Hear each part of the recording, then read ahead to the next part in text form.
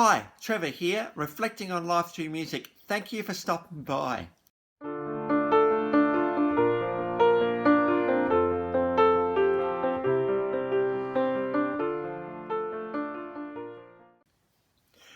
Well, I trust you enjoyed my last video on iconic comedy duo Abbott and Costello, and through what Time magazine said was the best comedy routine of the 20th century. Who's on first, what's on second, I don't know who's on third. We looked at the English language and how much fun you can have with it. So trust you found that one an encouragement. Well, we're getting on to the E's today. I think I've done A to D now. Of course, obviously there will be people I've missed there, but I think I've got all the significant ones in there. So if you go back to A and D and think, oh, what about these guys? Well, by all means, make a request. But we're returning to E, I suppose, because we did start E a little while back. And what a wonderful place to start with E is one of the most influential Aussie acts of the 1960s. These guys were formed in 1964 in Sydney, and we had Dick Diamond on bass, Gordon Snowy Fleet on drums, the iconic Stevie Wright on lead vocals, and then these two names, Harry Vanda on lead guitar and George Young on rhythm guitar. Now, this is Australian rock royalty right here. These guys are considered one of the best Aussie bands ever, and certainly had a lot of success in the 1960s, particularly through a song which I'll get into in a minute. And now, before I get on to Vanda and Young, just a little bit more about the Easybeats first of all. Between 1965 and 1970, so they weren't around for that long, these guys, but they certainly hit the ground running. 6 studio albums and 24 singles. That's like more than an album a year, so that's pretty amazing. And 15 top 40 hits. And now that was mainly due to the songwriting brilliance of Harry Vanda and George Young. Now, of course, George Young, the name Young is very famous in the world of Australian music because we have Malcolm Young and Angus Young, who of course are part of AC/DC.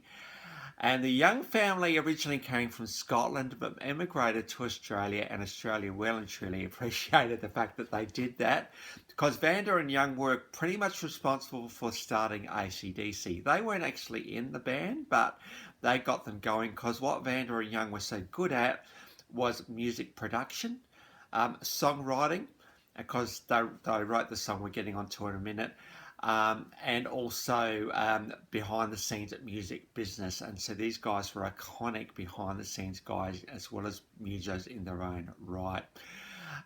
Writing such classics for people such as John Paul Young, Love Is in the Air, and it's an Australian anthem, that one. I Hate the Music, Yesterday's Hero, which of course was also John Paul Young, but covered by the Bay City Rollers as well. And every year, the Australian Record Industry Association has a songwriting competition called the Vanda and Young Songwriting Competition in recognition of these two incredible contributions to music in Australia.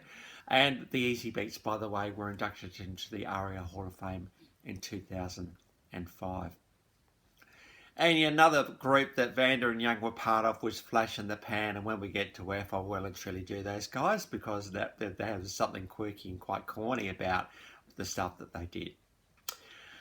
But when we think of the Easybeats, now before we get onto the song, let's just look at these guys for a second.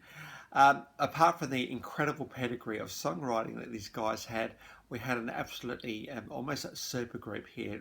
Dick and Gordon in the rhythm section really truly carried the intricacy of what is some of the Easybeats' best songs. And Stevie Wright, what can we say about him? He was a good-looking bloke on stage. He had a pretty good voice. He had a wonderful smile, and we'll get onto that in a minute. And he also came up with that song a little bit later called Evie, which also was written by Vanda and Young, which was a massive hit for him.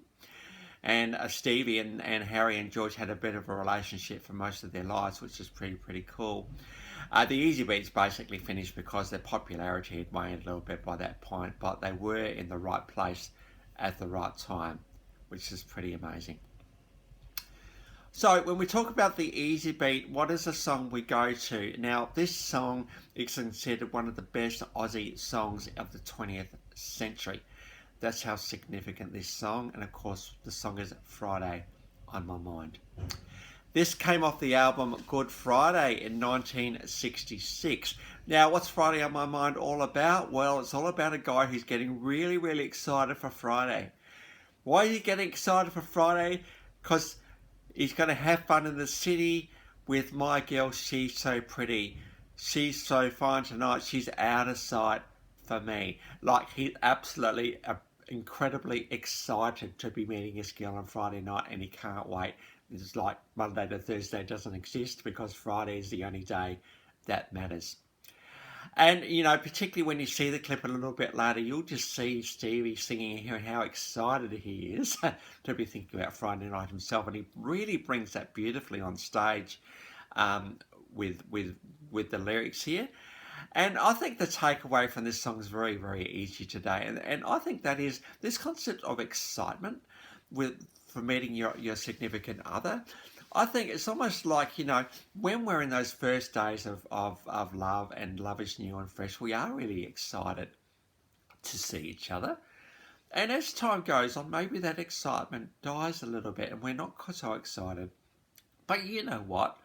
You agree to be with each other, and you know, that's pretty amazing to have someone commit to you like that. So I think we need to retain the excitement a little bit more. Obviously, you know, love goes through its phases. It's not fresh and new, but it's deeper.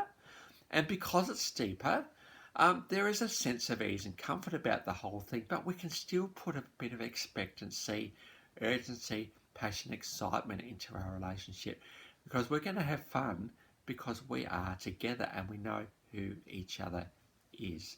So let's not lose that excitement. Now, let's not settle into routine too much. I think we've got to always realise that there's more to relationships than just where they are now because there's two of us, and you know, 1 + 1 = 3 with relationships. So, you know, it could be that maybe it's time to think, well, how can we shake things up a little bit? How can we get things a little bit more exciting? Because, you know, I'm so glad you're in my life. I really, really am. In fact, this guy devotes the whole song, or Harry and George, when they wrote this song, they just had this going through the whole song. And they said, hey, man, we're just so excited about this relationship. We have to write a song about it. And we just want to really, really let you know. We want to shout it from the rooftops as this song ended up being actually that we are really, really excited to be with our girl who's so pretty on Friday night. So let's keep our relationships fresh and let's keep our relationships passionate and let's keep our relationships friendly as well. All of that stuff. And we could be looking forward to our Friday night or whatever night that might be. So I trust for all couples out there, it's not Valentine's Day, by the way. This would be a great song for Valentine's Day, but it's not. We're actually in November now. But, you know, for all the couples out there, let's shake things up a bit. Hey, let's get a bit excited about our relationships. Well, let's get on to the clips. So we do have Friday on My Mind, as I said, off the Good Friday album from 1966. Now, you've got to be stunned by how good the band is here. We've got a very intricate guitar stuff happening here. We've got do-do-do-do-do-do-do happening in the backup vocals. We've got incredibly intricate bass and incredible drums keeping the whole thing together. This song is an absolute masterpiece and it deserves the accolades of being the best Aussie song of this 20th century, pretty much. And these 5 guys from Sydney absolutely cranked it up, and they did go overseas and tour a little bit overseas as well. They had a bit of success overseas. And so, you know, they were able to do that. Now, of course, the Beatles in 1960 started to shake this all up, and we saw certainly a proliferation of other bands like certainly the Animals and the Easybeats, who are kind of following the same thing. But the Easybeats had 5 members, and that extra member, just having that extra guitar, really just added added some beef to what this song absolutely needed. So Friday on My Mind is an absolute musical masterpiece, so well produced, so well written, so well performed, the whole thing. So you're looking at an absolutely stunning performance of this song from 1966. We then got She's So Fine. I didn't realise this one was an Easybeats song, but there we go. This is one of their classics from 1965. Came off the album Easy. That's also a live version.